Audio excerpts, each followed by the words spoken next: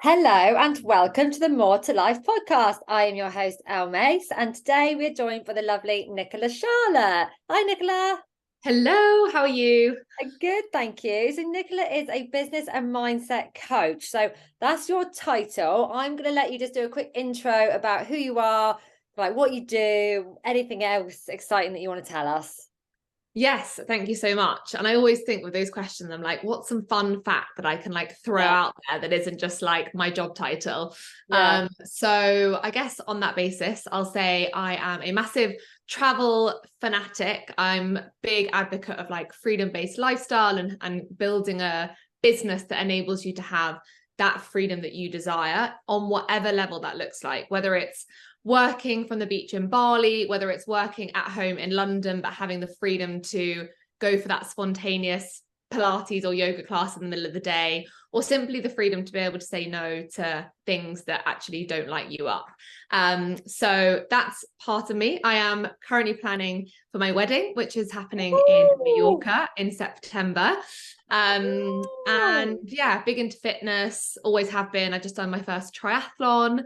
So there's lots going on. And aside from that, I am, a business and mindset coach helping predominantly female entrepreneurs who have online businesses or service-based businesses. So coaches, therapists, consultants, nutritionists, etc., to grow and scale a six-figure business. So by that, I mean 6 figures in the year, in a way that doesn't compromise on their freedom. So in a way that feels very authentic and flowy and fun, but ultimately that still hits your financial goals as well. So I'm a little bit of mixture of everything, but that sums me up hopefully relatively well.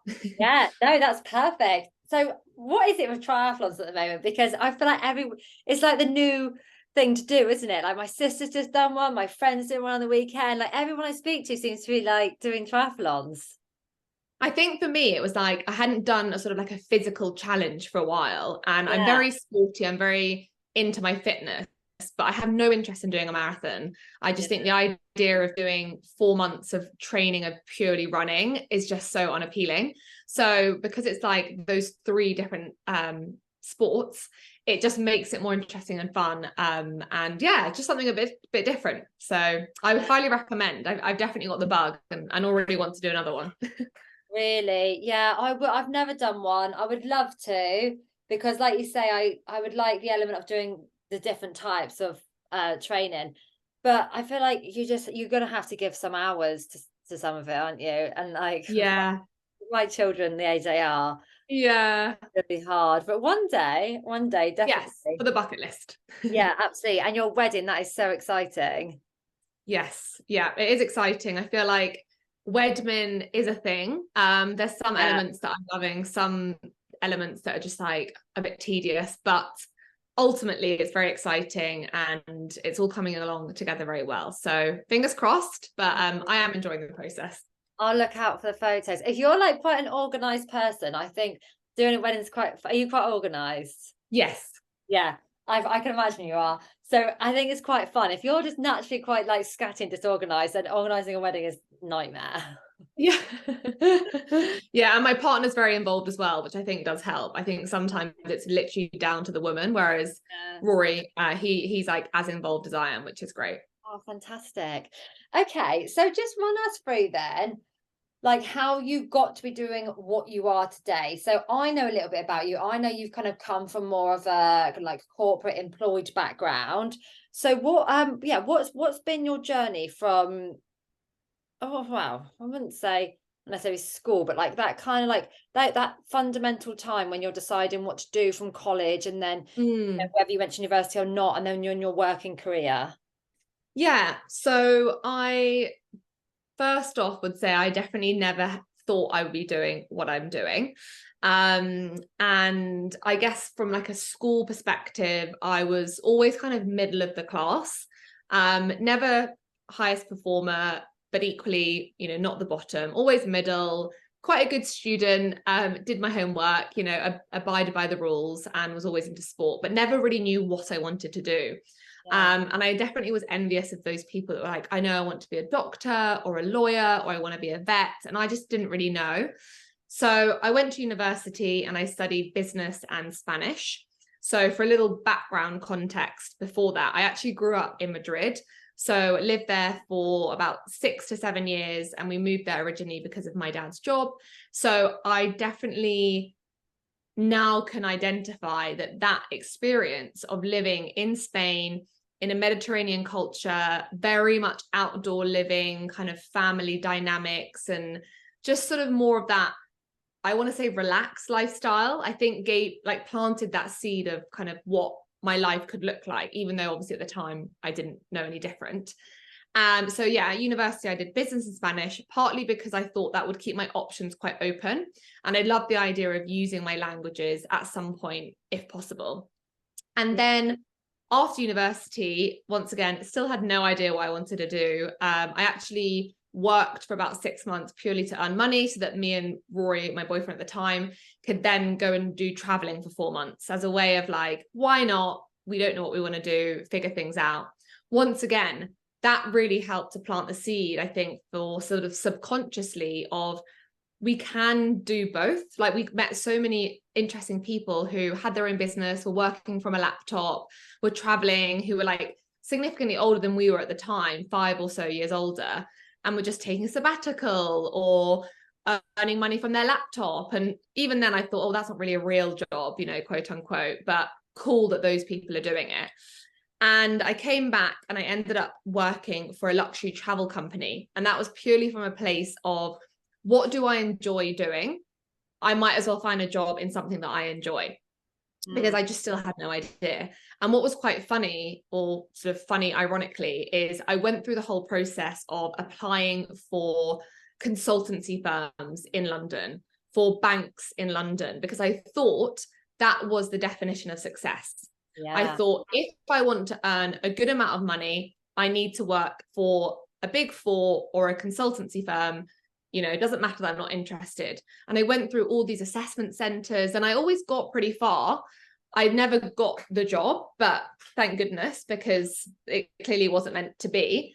So I worked for a luxury travel company, which was amazing. Absolutely loved it. I was flown around the world and stayed in 5-star hotels, all expenses paid for, purely from like a research perspective, so that I could then sell these tailor-made high-end holidays to clients, which has definitely stood me in really good stead for what I do now with regards to sales and sort of that, the whole nuance that comes with that.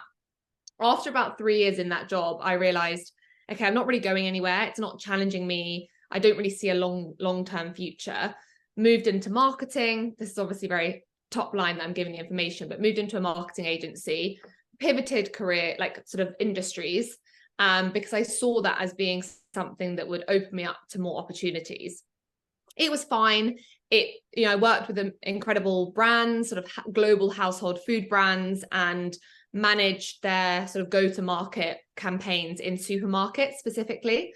So managing the whole marketing plan with that. And the word that I just used there, fine, was one of the reasons why I ended up looking into other routes, because everything was fine. It was this feeling of being on autopilot. Everything was quite monotonous, quite predictable.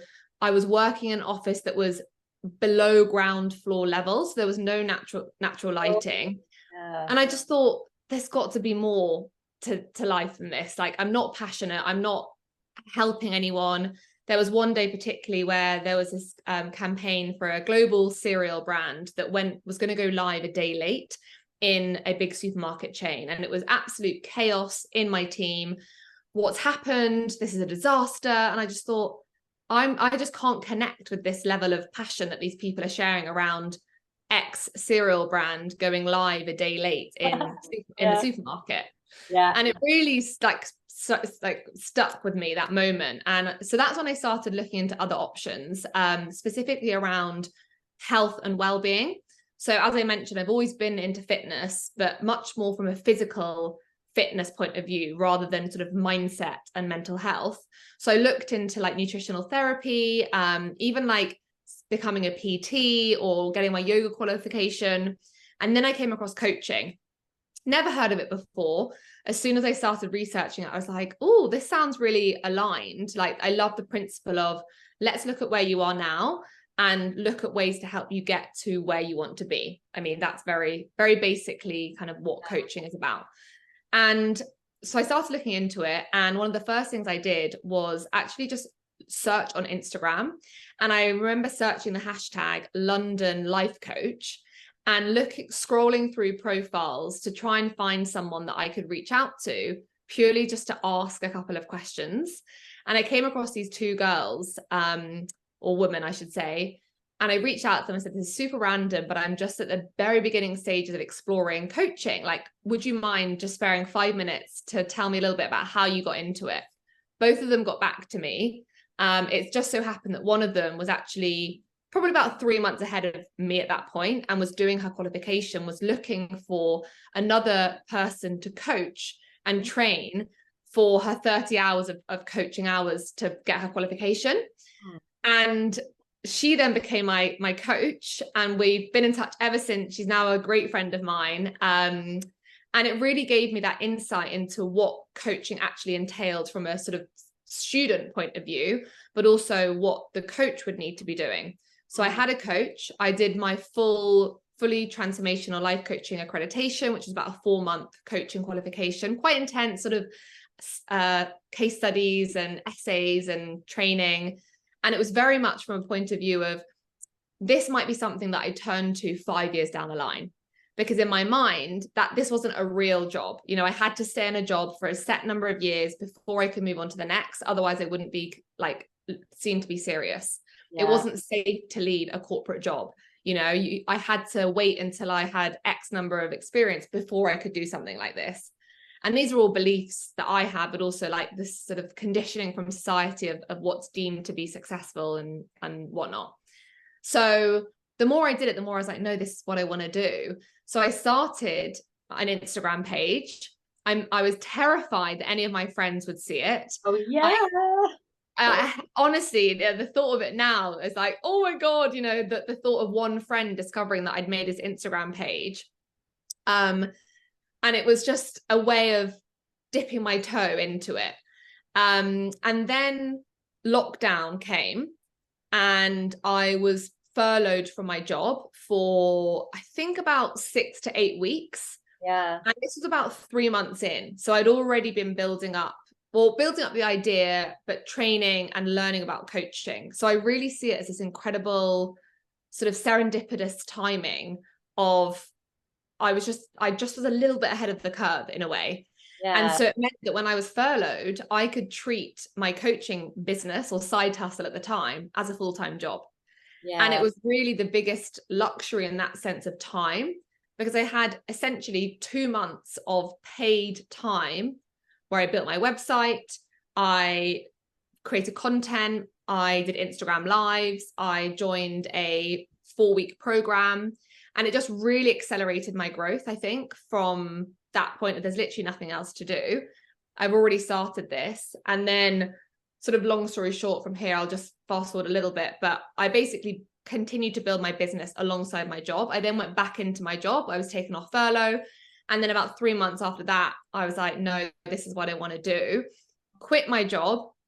But then I did take up some freelance work, which was about 6 hours a week or something. So not that much, but it was really well paid for the number of hours that I was working. And it just enabled me to have that little bit of financial stability around knowing that my bills were covered type thing. Yes. Yeah. And then I left that about a year later and then went full time into running my business. So I feel like that was a long story, but hopefully it was good. No, I think it's, I think hearing stories like that is really useful, because for the people out there who, and I know there's so many of them who are like, I love health, or I love PT, or I love fitness or whatever, and they're like, I would love to, you know, do kind of like what we do, but they're always intrigued, and I remember, like, you know, I was intrigued about people's, like, how they got there, like what did they do before. So actually sharing your story, I think, is so useful, because people will be able to see, oh, actually, like, you just had courage and bravery to, and, you know, with the knowledge that you knew you liked it, to actually just make that step out of your, you know, safe job as such. Yeah. And I think you know, you hear of those stories where they just where people say, one day I just woke up and I left my job and I just backed myself. And that does work sometimes. But like, let's be real. If we've got a family or a mortgage or bills, or like a ton of saving, A, you can't always do that, but B, that's not always the most responsible way of going about it, especially coming from a place of lack. If you have that fear around, I need to make sales, otherwise this is a failure, that's not a great starting point to go off. So I'm a big advocate of, yes, absolutely, you have to make some quote unquote sacrifices if you want to build your business to a point where you can be financially independent from it, but you don't have to go cold turkey on the other thing.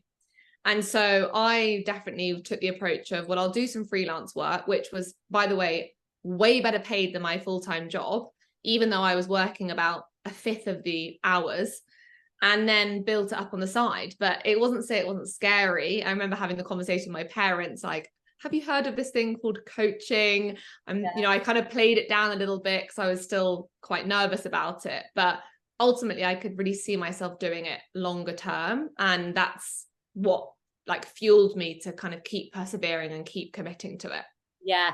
And that word persevering, I think, is so key if you are starting your business online, and you don't have like an investment behind you. You don't have, already a clientele. Like if you're literally starting from scratch, like I would say that first 6 months would you say that for me was my most difficult? Would you say that's like that really icky point where you've just got to keep going?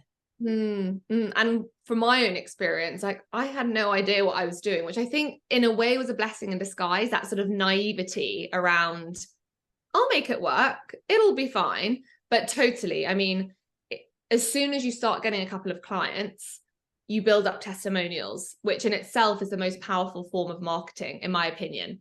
So it's holding that belief that you will get the clients, but it's also accepting that maybe for the first 3 months, let's say, you are offering your services for a very low rate, purely in a bid to get those testimonials, which then going to open up more doors for bringing in more clients. And I think that's something I didn't know or understand at the beginning, because I wasn't taught how to run a business. You're not taught that in school. You think, oh, well, I have to charge because this is my business. And you do, but actually it's not necessarily only about the money at the beginning. It's about building up your confidence, your experience. And I had that to a degree because of my qualification. So I had to do 30 hours of practice. But I think I went in probably too hard of, oh, I need to charge X amount because I know that she's also charging that amount. But if you don't have the confidence to charge that amount, then that's also not going to then convert into a client because they'll sense that hesitation. So that would definitely be a piece of advice for anyone that's thinking about setting up their business is, don't focus on the money at the beginning, focus on getting in the practice and the experience, the testimonials, and then 3 months or however long later, absolutely then up your rates and kind of charge what you deem to be right.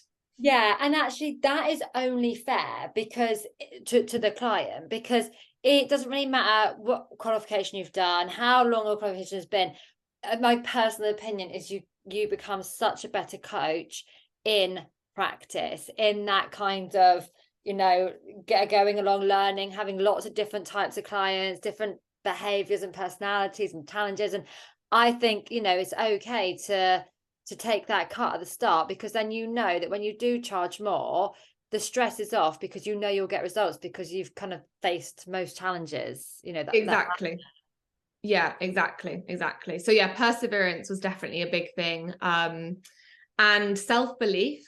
And I know it's a funny one. I don't know whether it's like my star sign, my human design, my personality, but there's always been a part of me that's thought, I know I'll make this work, but not from a place of arrogance at all. Because even now, when my parents or my friends or even like my grandma, she'll be like, oh, how's the business going? Like, I hear it's going really well. I almost cringe at speaking about my success. And I know that's my own work that I need to do. So it's not like, oh, I know I'm really good at all. But It's more from a point of, I know that I can make this work because I know that I can be disciplined. I know that I am committed. I know that I am not going back into a corporate job. So you do just make it work. And of course, there are still absolutely times when I'm like comparing myself to others or the doubt creeps in. But it's about navigating and knowing the mindset work that you need to be doing alongside the kind of strategy side of things. So that when you do come up with those thoughts, you know how to be like, nope, not listening to them, reframing or channeling my energy elsewhere. This is not supportive. This is not helpful. So let me kind of focus back on my own lane. Yeah, that's amazing. That you had that inner, you had the challenges of the imposter syndrome, but deep down, you had that I will make this work. So what would you say then to someone who's sat listening to this thinking they have imposter syndrome like everyone does, but they also don't have that voice that says, you will make that. I know exactly what you're talking about. Like, you will make this work. So if they don't have that, then like either, how would you say like is the best way to build their confidence within the business? Yeah.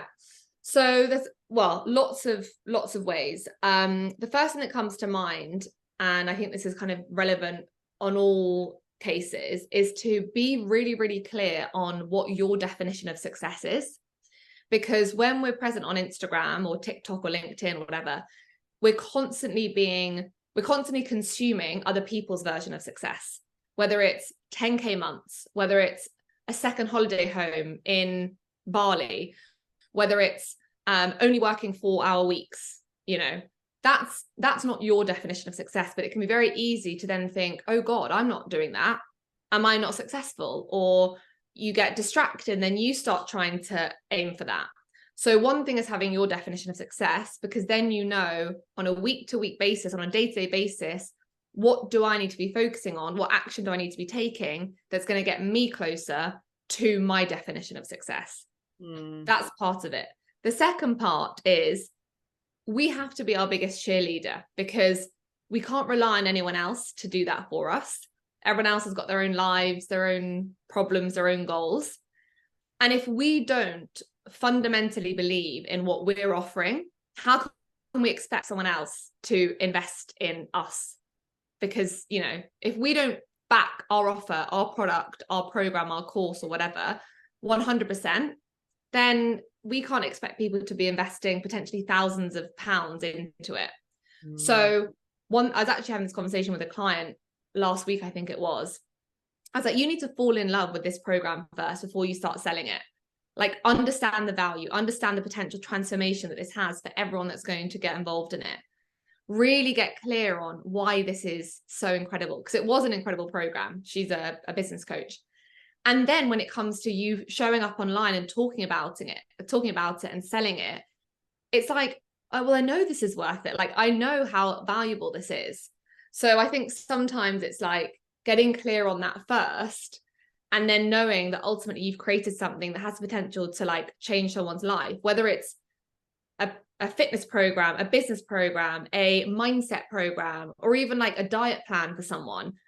That is life-changing. And so it's like you almost have that responsibility to put it out there and talk to people about it and share it, because of the power that it potentially has.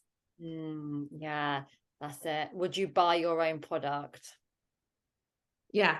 Yeah, I remember someone said that to me actually a long time ago, a couple of years ago, and I was, in my business, and I remember thinking, oh yeah, actually there's some things I will change now because of that question. It's just so helpful.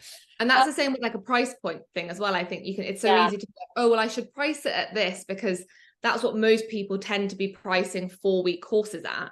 But if you think that's too much or it's too low, then also be wary of that. Like, not everyone's driven by money. So you might not want to sell it for $500. You might actually be happy to sell it for $300 because actually you've got the financial means. You want more freedom, or you want more time, or you want more flexibility with X, Y, and Z. So once again, like, that's when you have to kind of check back in with why you're doing what you're doing and making sure you're aligned.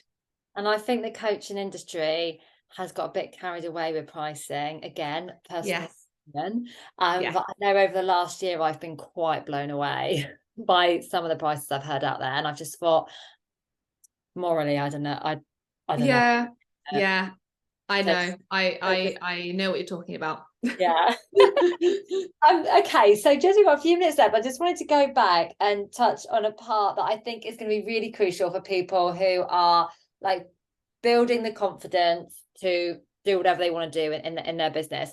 Is when you said you started your Instagram and you're terrified that a friend might see. Like you probably saw my reaction. That was me all over, and that was my narrative for probably a year in my first. I look back now and think I wasted a year of stressing whether my friends were liking my Yeah. post, who, if someone had like seen it, that was a friend for the first time, what they thought. And obviously that comes down to the confidence and then the imposter syndrome and stuff. But I hear this with everyone that starts a business, and it's so interesting, isn't it? You think we'd be bothered by the people, or we should be bothered by the people that we don't know, but I think for everyone it's really challenging starting your business and working through the narrative with your friends and family. It's so complicated. Like, I still get triggered sometimes today, and we're over 3 years down the line. If I see, I don't know, like my mom she follows my Instagram, that's fine, but I'm talking about like a financial win and I see that she's liked it, I'm like, oh my God, that's so embarrassing. Like, she knows how much I'm money, like, because there's so much narrative around money, about it's distasteful to talk about your salary, like women don't talk about money, it's rude.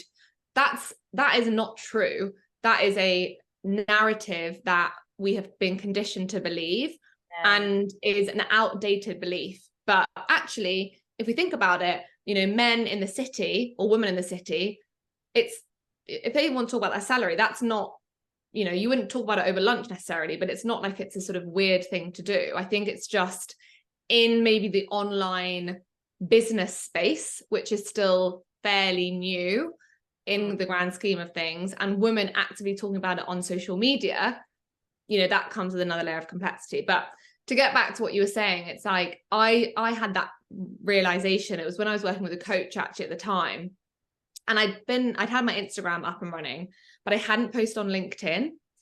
And by this point, I'd been running my business for about 8 months, and I had this massive fear of posting on LinkedIn. I couldn't do it. I was so terrified of what people's reaction would be.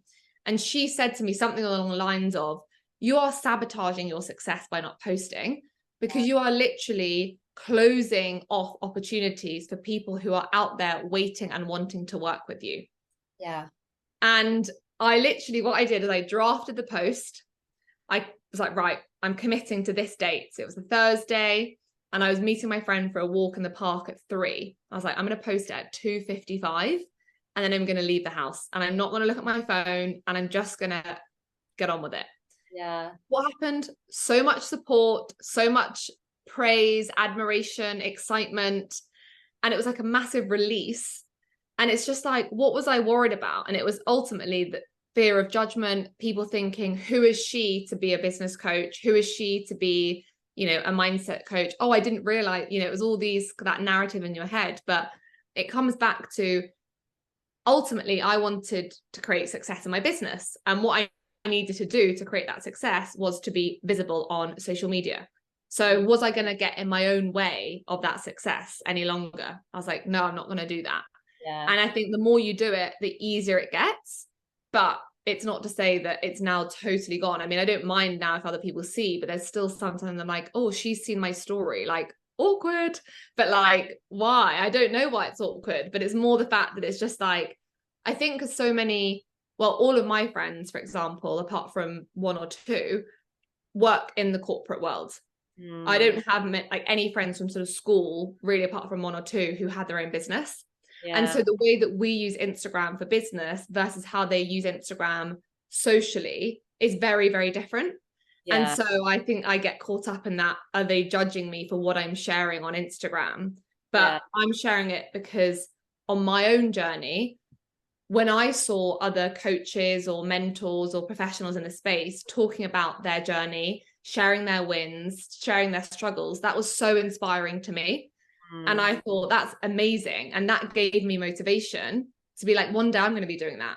So I share it from a place of, I want to show other women who are earlier on in their journey what is possible. Yeah. And that's why I do it, because it was so helpful and inspiring to me.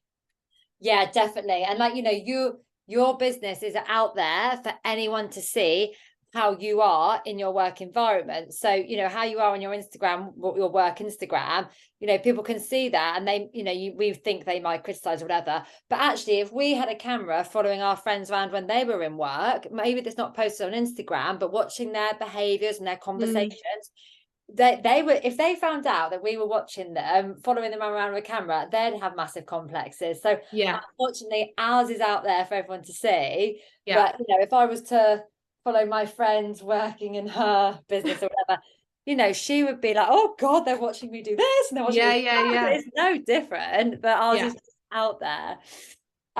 Amazing. Thank you so much. That's been a really inspiring and fun chat. And I know that so many people, there's so many people that speak to me that are really wanting to start their business and have this desire but haven't started yet. So I think this conversation will be really helpful. So thank you so much for joining. You're welcome. And if anyone has any questions, then please do ask, because I've been there, I know how it feels, and very happy to kind of help in whatever way possible. Share your Instagram? I'll put it in the show notes as well. So it's at Nicola Charlotte Coaching. And I've also got a podcast, which is the Greater Freedom Podcast with Nicola Charlotte, where we talk a lot about like the mindset behind growing a business, but also like the strategy as well. So could be helpful. Perfect. Thank you very much. Thank you. Bye.